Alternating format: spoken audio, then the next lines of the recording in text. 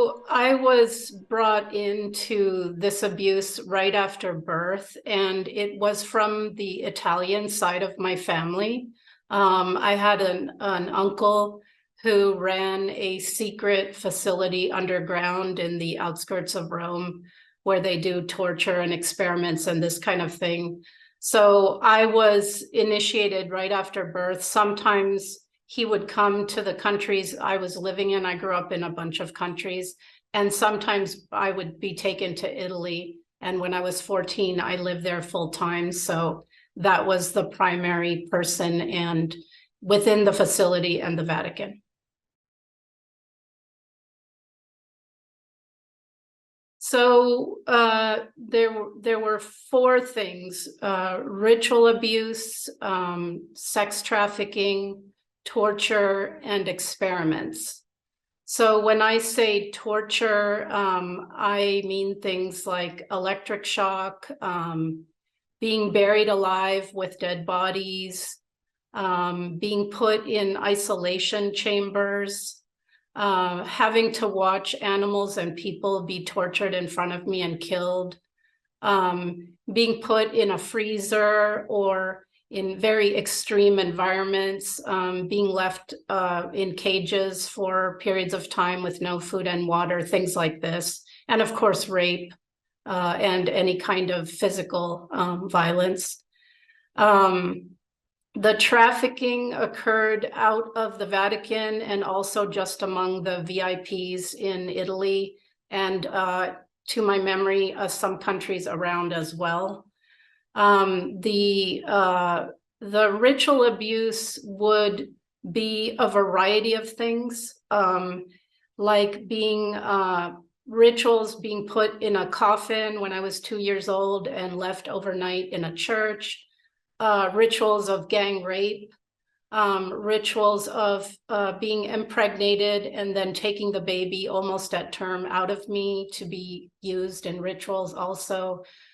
These elite parties, hunting parties where myself and other children are taken and then hunted, having to watch children be sacrificed in the sub-levels of the Vatican, cut open while they're alive, watching them drink the children's blood and eat their organs.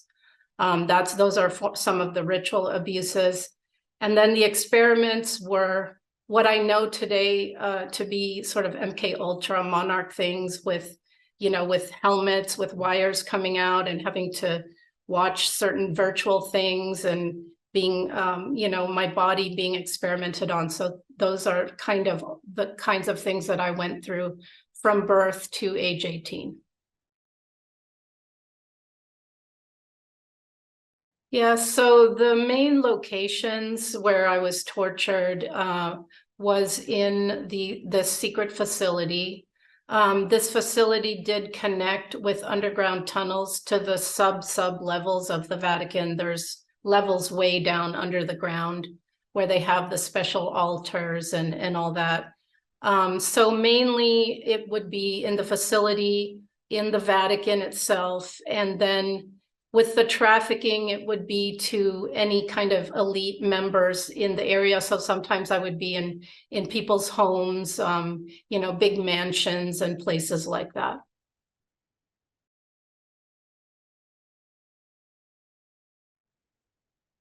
So in my case and in many other people's case, they start right after birth. So you don't really have a choice when you're that young. It's just done to you. In my case, they broke attachment with my mother right in the beginning. And then after that, it was really by force and by having no choice. Some of the things I was made to do were also psychological and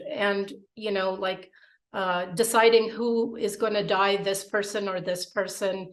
And so under duress, if you say, no, I'm not going to choose, then they both die. So being put in positions like that. So I would just say by fear and by force. There were a lot of attempts to break me. I heard very early on, I overheard a conversation where this was the intent. So I did my best to preserve myself internally. I built walls around and I kept myself. I always had the idea in my head that, you will not destroy me, because that's what I understood. But yes, every attempt was made with technology, with torture, and because during the torture, I would dissociate and split, but I never did split into distinct personalities. So later, when I did my healing work, I was able to integrate what I call the different parts of me that existed. So I would say for me, there's two things that were maybe the worst experience. In the beginning, being born and having the rituals done to break the attachment between my mother and myself. So I never had, so my mother was not able to take care of me. And in fact, she had alters, so she would become quite violent. So not having a safe, loving bond with either parent is something that still affects me today. And I would say the other worst thing for me was watching children be sacrificed in the Vatican, watching them be brought in and watching them be cut open, and watching all the VIP people in the room they do these sacrifices to invite demonic entities to inhabit them. And I was able to feel and see these entities also. And that was, for me, to see evil itself was something that also still haunts me to this day.